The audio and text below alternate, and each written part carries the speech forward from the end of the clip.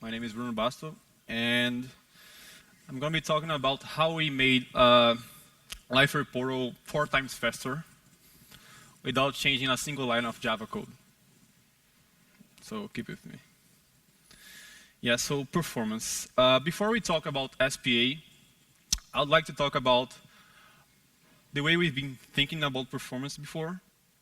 And the way we usually think about performance is like optimizations in RAM usage or processor usage or optimizing some algorithm. But those things you can only optimize so far until you reach what's called the energy constraints. You cannot go faster as our computers allows us to go, right? So there's a limit to that kind of optimization. So that makes us think about other kinds of optimizations that we can do. And there's this quote that I really like about performance.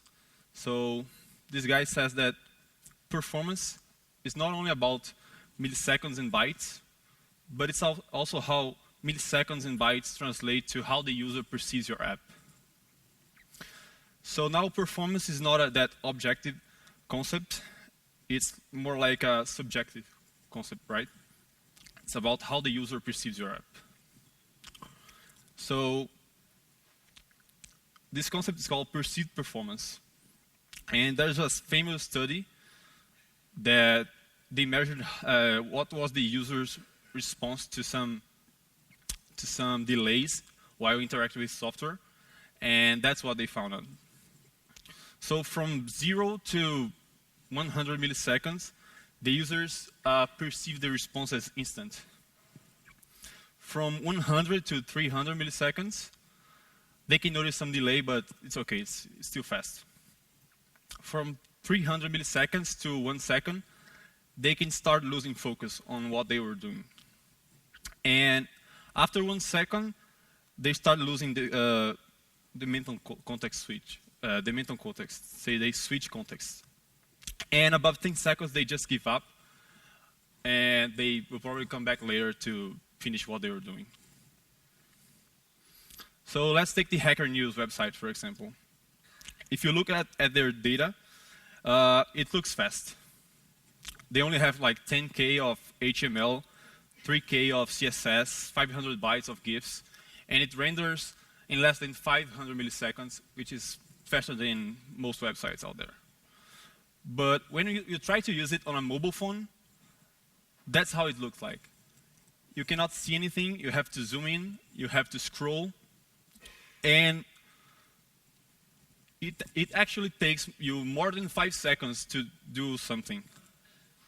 So the perceived performance for a user is not 500 milliseconds, it's 5 seconds.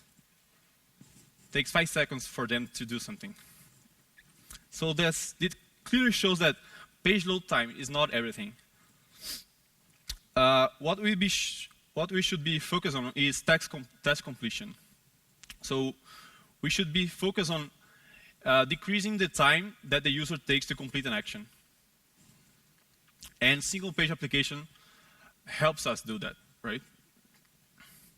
A single page application is a website that feeds on a single page with the goal of providing a better user experience.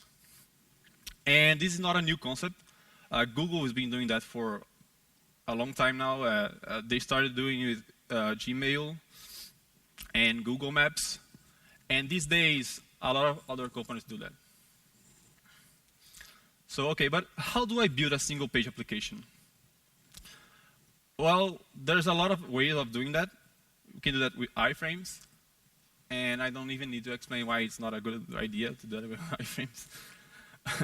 You can do that with Ajax. And it's very simple. I think everyone knows how to do it in Ajax requests by now. And with Ajax, you can do like, you can specify some links. And when the user clicks on that link, you can show some loading animation. And you usually like make everything blank and show a fancy loader. And when the response is ready, then you update the container, the div container that you wanted. But there's a big problem with that approach, which is now your content changed, but your URL didn't change. So now the URL of your website doesn't define the content of your website. So if I share this link with someone, they will not see what I was seeing. If I bookmark this and come back later, I'll see something completely different. And that's not good. Yeah, to solve that, a new technique arrived, which was hijacks. And basically, hijacks was the same AJAX request, but then they changed the hash of the URL. And Twitter used to do that. But there's also a problem with that approach, because the hash of the URL doesn't go to the server. So if you reload that page, all the server knows about is twitter.com. They cannot render anything from more than that. So what happens is your users, the server responds with some basic content. Then the user has to wait until the JavaScript is parsed. And then when the JavaScript is parsed, they make an AJAX request, and the user waits for the AJAX request, and then they load the relevant part of the content. So that's why this is not a good approach. Okay, so what's the right approach to single-page applications? First, it should be SEO friendly, so search engines can find it easily. And it should be bookmarkable. So if you bookmark your web page, or if you share the link, you should always display the same content you're seeing. It should care about history navigation. So even though with SPAs you are retrieving content using AJAX, you should also update the history of the browser. So if content changes, URLs change, and the users can go back and forth. And with the history API now, you can do that. You couldn't do that before. So before, there was only one way to change the URL, which was like changing the location of using JavaScript. But once you do that, the page refreshes. But now, with HTML5, they have the history API, where you can push states and replace states on the browser history without reloading the page. So you can manipulate the back and forth buttons of the browser without reloading the page. GitHub, is a good example of that. You can notice that they load content using AJAX, but they also update the back and forward arrows. So that's a good approach. Good single-page applications should also care about state retentions, which means that scrolling or reloading or navigating back and forth in the history of the page should always get the user back to where they were. And you see what I'm talking about here. So Google Plus has a lot of vertical content. You have to scroll a lot until you find what you were looking for. But once you find out what you're looking for, and you navigate, and then hit the back button, you lost context of where you were. Also, SPAs should care about cacheable screens. So this is kind of obvious, but every time you load some content, you should cache it in memory so that you don't have to do the same AJAX request over and over. So GitHub is a good example of that as well. You can notice that when you navigate the first time, there's a small delay because they're making the AJAX request. But once we hit the back buttons, it's very fast because the content is already there. They're just changing the markup. Also, a big problem of traditional AJAX applications is the UI feedback. When some content is requested, you should indicate that to the user that something is happening. But the way we usually used to do is that we usually make everything blank, show the loading, And once the content's ready, then we flip the screen and show the new content. But the best way to do it is just like Gmail does. They show a very discrete loading, and they keep the content there so the user can have something to focus their attention. And only when the new content is retrieved, they change the markup, right? This is also a very important topic, hybrid rendering. So a good single-page application should be able to render the content both from the server and from the client. And you see what I'm talking about in the examples. So a lot of companies do the single-page applications with just the client-side approach, which is once you load the content from the server, they only give you like a blank div or some loading animation. And then once the JavaScript is ready, they make an AJAX request, and then they retrieve the whole content of your page. And that's bad for the user view. You can notice here in Facebook, they do it badly. If you reload the page, all you can see is a blank page, and then slowly content starts to show up. So this is a client-side only approach. But Medium, they do it very well, because when you reload the page, you'll notice that almost everything comes from the server, and when JavaScript ready, they just decorate with some little stuff. Page resource management. So this is basically when you load content using AJAX, maybe if you're loading HTML, maybe that content has some scripts in there. And the browser doesn't automatically parse the JavaScript that's in there. So you have to pay attention to that. So this is an example. If I put a script on the DOM, you would expect that it gets executed, right? But it doesn't. So that's something you have to take care. Also, timeout detection. Since you don't have, you're loading content using AJAX, you don't have the browser to show that screen that, sorry, you don't have a connection or something. So you have to pay attention to that. So if request times out, you have to show to the user that something happened. But in summary, what makes a good single-page application is to mimic what the browser does, which is all these kind of rules that I showed you. It's what the browser already does. So that's why good single-page applications looks like they were like regular browser applications. And at Liferay, we came up with a framework that does all that's good approach, which is called Senna. And the way it works is basically, so at Liferay we have like portlets, right? Portlets are the parts of the application that we want to dynamically load. In Senna we call that surfaces. So a portlet is a surface. It's a part of the web page that we want to load. And the group of surfaces we call screen. And this is how it works. So you have the initial page load, right? The server responds with everything. And after that, every click on a portlet URL, every navigation the user does, Senna intercepts. So they prevent the browser navigation. And then they route the URL, meaning that they prevent the regular navigation. They make an AJAX request. They show some feedback to the user.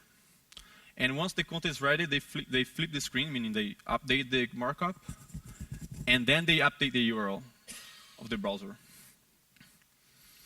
And this is basically how we do it. It's 3 lines of code. You just instantiate a new Senna app. And then you add surfaces, which are just the parts of the application you want to load. And then you route it. Routing means that you want to specify what kinds of links, how to render kinds of links. So basically, this third line here says that every link that ends with .html goes to Sena.screen, which is the full implementation of a screen that we have. So this screen is able to render HTML. If you have an application that once you click on a link, it retrieves a JSON, you can implement Sena.json screen. You can also do that using data attributes without any JavaScript. It's basically the same. You just define the kinds of links you have and map to a screen, and you can put the data attributes. Yeah, now to the fun part. So I'm going to show you examples of applications before applying Sena and after, so you can compare the speed and how it feels. Okay. So this is an example of an email app, and I'm going to simulate a slow connection here so that we can feel the pain.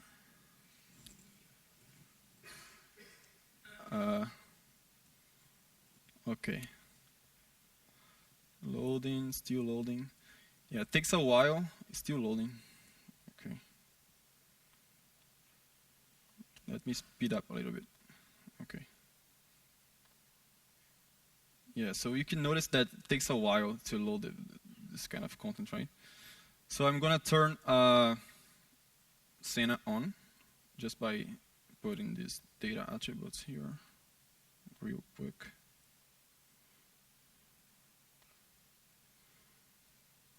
Okay. Sorry.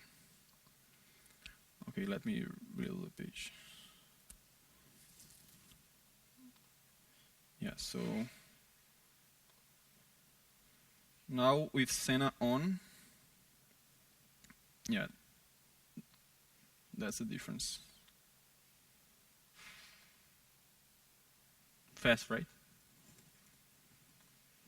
Okay, now let's see this example to see if you can notice better. So yeah, first without Sena, so I'm going to disable Sena and reload it, simulate a slow connection, and okay.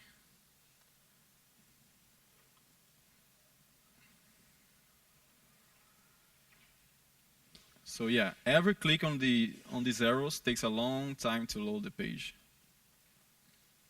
I'm not even gonna wait this. Let's turn Sena on, and let me refresh the page. Okay, so 2G connection with Sena on, and yeah, that's how long it takes.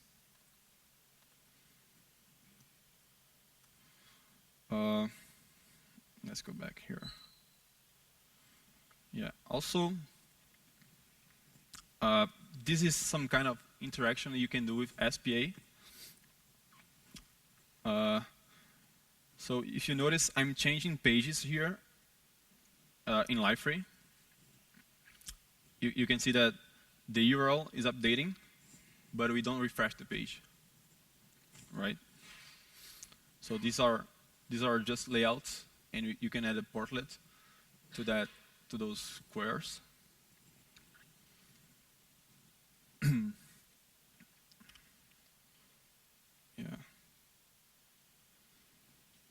Yeah, this is just a demo to show how we can do different kinds of navigation with SPA. And we apply that to Liferay, and this is what happened.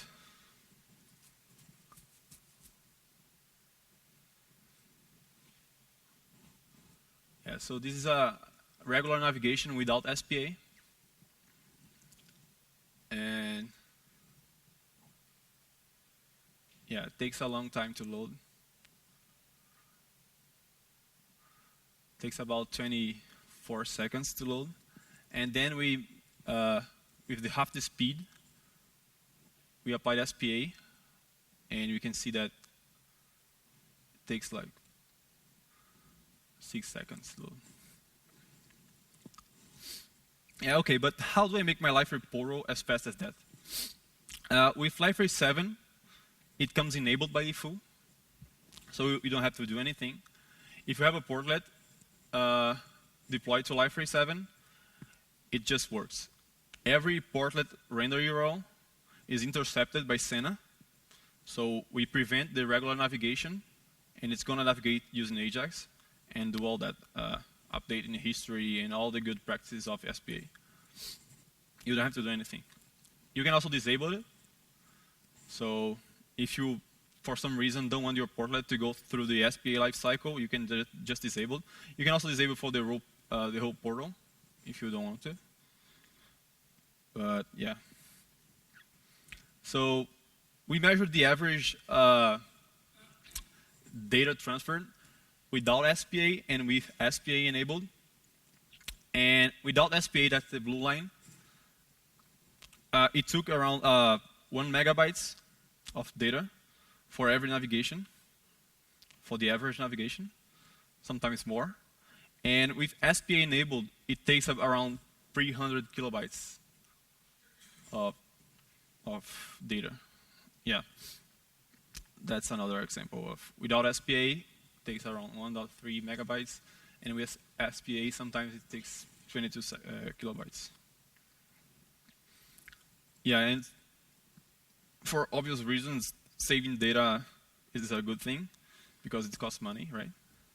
And in mobile, especially because sometimes internet is a problem. And of course, it increases productivity for users.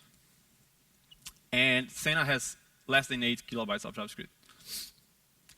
It's only a front-end approach, right? As I said, we didn't change almost any lines of Java. Yeah, and that's it. Thank you.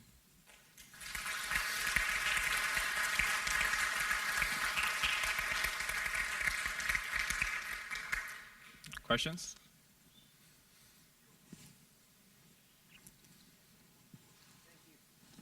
Hi, thank you for a nice presentation. So the question is, how does it does it support IPC, public render parameters, and events?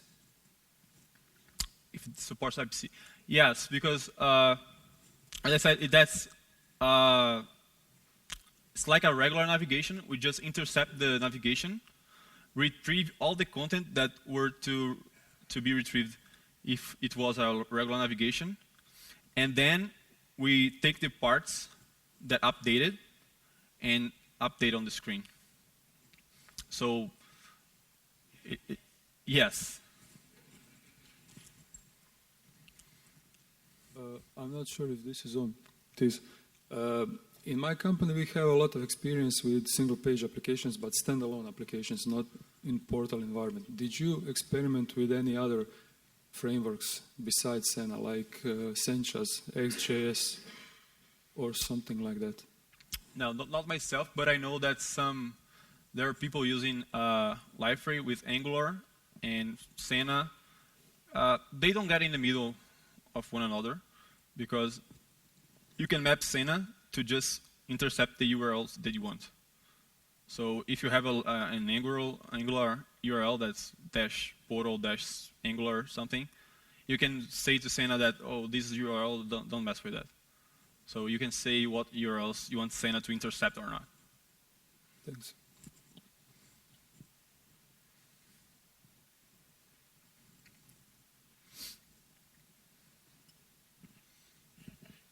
Is it possible to somehow apply Senna to 6.2?